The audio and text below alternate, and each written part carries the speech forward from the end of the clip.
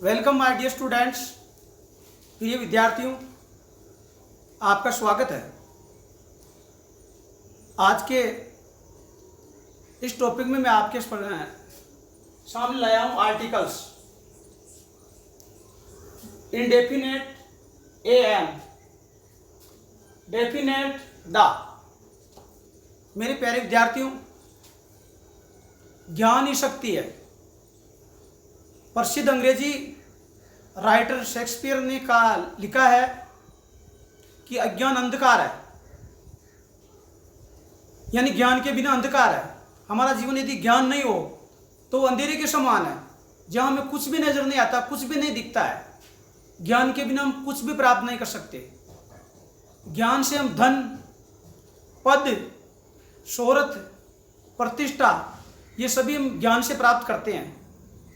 आज जो जिनके पास यश, धन, संपत्ति, पद, ये सब है, उनके पास ज्ञान है। प्लेटो ने कहा है, प्रसिद्ध दार्शनिक प्लेटो ने लिखा है कि ज्ञान के बिना जन्म न लेना ही अच्छा है।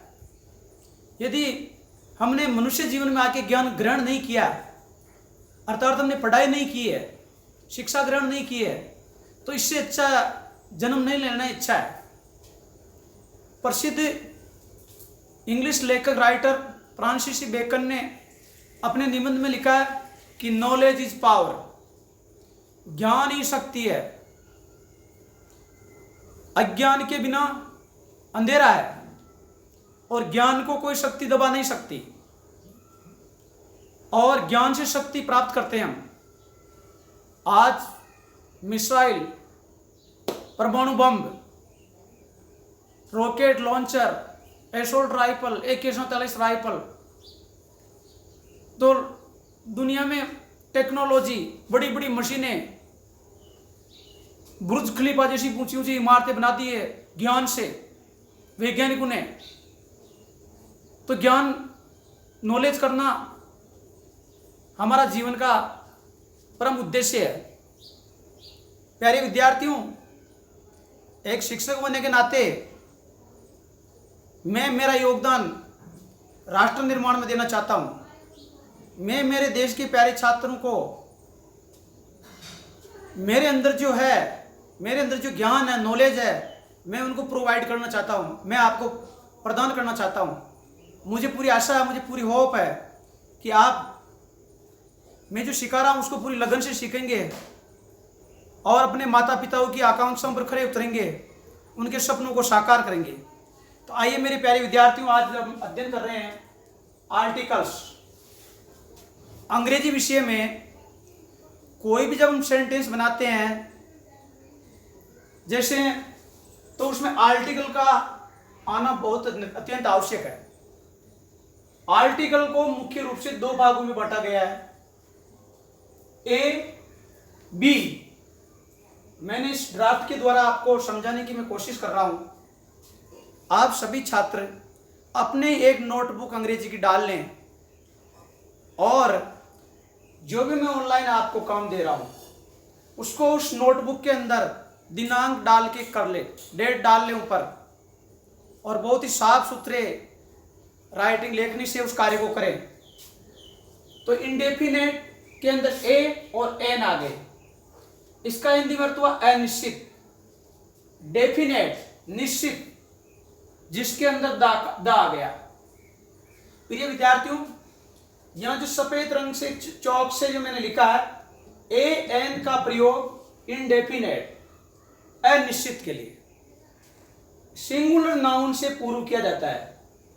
सिंगुलर का मतलब एक वचन, नाउन का मतलब संज्ञा। किसी व्यक्ति, वस्तु, स्थान के नाम को संज्ञा कहते हैं, हिंदी की डेफिनेशन है। तो यहां पर जैसे राम आ गया, तो राम एक संज्ञा है, कोई चीज आ गई, वस्तु आ गई, तो सिंगुलर नाउन से पूर्व इसका एन का प्रयोग किया जाता है। अब किसके साथ ए का प्रयोग किया जाएगा, किसके साथ एन का प्रयोग किया जाएगा, उसको इस के बाद में मैं ब्लैक बोर्ड पर आपको लिख के एक्सप्लेन करूंगा, उसकी व्याख्या करूंगा। यहां डेफिनेट आर्टिकल, इसमें दा का प्रयोग किया जाता है, ओनली दा का प्रयोग। प्रिय विद्यार्थियों, दा के 30 से भी ज़्यादा रूल है। इस टॉपिक को मैं आज नहीं लूँगा। अगर हम थोड़ा थोड़ा सीखेंगे तो हमारा ये वैज्ञानिकों ने ये सिद्ध किया है कि हम थोड़ी थोड़ी चीज़ को सीखें तो हम बहुत जल्दी हमारा दिमाग उसको एक्सेप्ट कर लेता है। और बहुत सारी यदि आपको बातें बताई जाएगी तो आपका दिमाग उसको भूल जाएगा। ये मानव दिमाग की एक प्रकृति होती है, नेचर होती है। तो बस आपको यही याद रखना है कि इनडेफिनेट आर्टिकल और डेफिनेट आर्टिकल को दो भागों में बांटा गया है। एन का इनडेफिनेट और डेफिनेट में दा आता है, और निश्चित होने पर नाउन से पूर्व दा का प्रयोग किया जाता है। निश्चित होना, सूर्य, चंद्रमा, यह निश्चित है प्रिय विद्यार्थियों। तारे निश्चित है, ताजमहल निश्चित है, हमारी नदियां निश्चित है, हमारे पहाड़ निश्चित है। तो इनसे पहले दा का प्रयोग किया जाता है, वो मैं डिटेल में आपको अगले वीडियो में बताऊंगा। बट यह एन इनडेफिनेट आर्टिकल आज और ये सिंगुलर नाउन से पूर्व उसका उपयोग किया जाता है। और ए और एन इसका जो प्रयोग है वो इसकी मैं आगे एक्सप्लेन कर रहा हूं, और आप इसको नोटबुक को कैप्चर कर लें, अपने नोटबुक में उतार लें। आइए हम आगे समझते हैं। हाँ प्रिय विद्यार्थियों, तो हम पढ़ रहे थे article. We are learning about articles. मेरे प्यारे विद्यार्थियों, आगे बढ़ते हैं। अंग्रेजी भाषा में ए ई आई ओ यू 1 2 3 4 5, देखो बेटा 5 स्वर है। हिंदी के अंदर जो मात्रा होती है वो ए आ ई ऊ ए ऐ ओ, ये स्वर होते हैं, 12 भी होते हैं, फिर री होता है। इसको हम इंग्लिश में स्वर को वोवेल्स कहते हैं, वोवेल्स स्वर। और अंग्रेजी में 5 ही स्वर है। तो I hope my dear students you will remember कि इंग्लिश में 5 ए ई आई ओ यू ये स्वर होते हैं, और ये इनको स्वर माना गया है, वोवेल्स माना गया है। अब प्यारे विद्यार्थियों, मैंने 2 कैटेगरी की आपकी सीखने के सरलता के लिए, कि ज्ञान को किस प्रकार के ढंग से सीखा जाए, उसको किस तरीके से सीखा जाए कि अपना दिमाग उसको जल्दी से ग्रहण कर ले। तो प्यारे बच्चों, मैंने एक तरफ एन एन एन एन के 7 वर्ड लिखे मैंने, और एक तरफ मैंने फिर 7 लिखे, सबके ए लग रहा है। तो आप समझ गए होंगे भाई सर जो हमें बता रहे हैं वो एक तरफ एन का प्रयोग बता रहे हैं, एक तरफ ए का प्रयोग बता रहे हैं। अब देखो प्यारे बच्चों कि जिनके पहले शुरुआत के अंदर उच्चारण है जो वो स्वर का हो जाए, ये स्वर आने से नहीं होगा, उच्चारण से मतलब है। अब देखो उच्चारण का मतलब होता है बोल, हम जीभ से जो बोल रहे हैं उसमें क्या निकल रहा है हमारे मुंह से, उसमें अगर स्वर निकल रहा तो उसके एन आएगा और बाकी के ए आएगा। देखो एन अम्ब्रेला, तो प्यारे विद्यार्थियों यहाँ ए आ गया, इस यू का ए बन गया, इसलिए ए स्वर है, इसलिए इसके एन का प्रयोग हुआ, एन यूज हुआ है। नेक्स्ट एन ओनेरियम, ये सम्मान सूचक है। इस प्रकार एस का भी, एस का जो उच्चारण है इसका ये ओ से इस प्रकार आ रहा है, इसलिए स्वर है, इसलिए इसके एन का प्रयोग हुआ है। एन और, ये जो घंटे होता है एक घंटा, इसको और ओ का और हो नहीं होगा, इसका उच्चारण है नहीं होगा यहाँ पर, ये ओ होगा, इसलिए यहाँ पर ये इसके एन लगा है।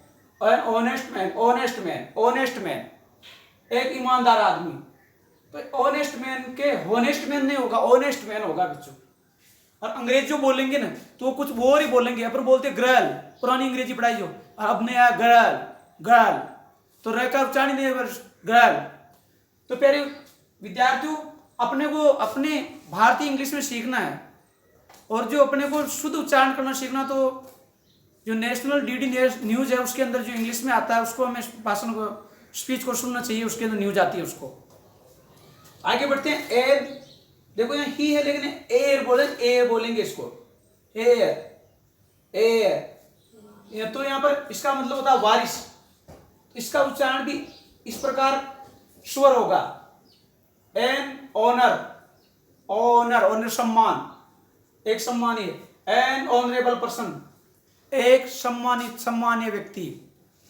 तो प्यारे विद्यार्थी यहाँ पर H H H H H H और एच के बाद ओ, एच के बाद ओ, एच के बाद ओ, एच के बाद ई, एच के बाद ओ, एच के बाद ये सब इस प्रकार की शुरुआत है।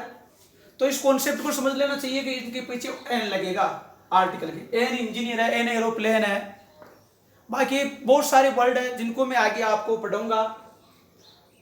ए 1 रुपीज नोट।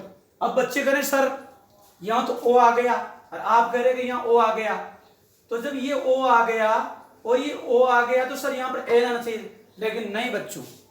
प्रिय विद्यार्थियों, इसका उच्चारण वह हो रहा है, वन बोल रहे हैं अपन, समझ रहे हो ना मेरे प्रिय बच्चों।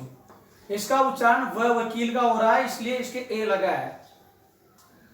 1 रुपीज नोट, एक नोट एक चीज की वस्तु की तरह हो गया, तो इसके लिए ए का प्रयोग होगा।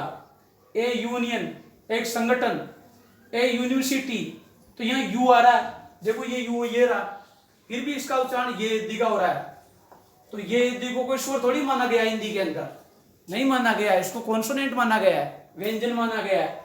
यूनिवर्सिटी, ए ईयर, देखो ए ईयर, इसकी ईयर के साथ भी एक का प्रयोग होगा, वाई लगा हुआ है, ए ये वाई लगा हुआ है यहाँ पर प्रिय बच्चों, तो ये ईयर हो गया। A husband, husband, a husband, तो हस्बैंड यानी पति, एक पति। ए हम्बल पर्सन, एक विनम्र व्यक्ति। ए यूजफुल बुक, एक उपयोगी किताब। तो यहाँ यू आ गया, तो यूजफुल आ गया, ये हिंदी का होगा, ये यूजफुल, यूजफुल,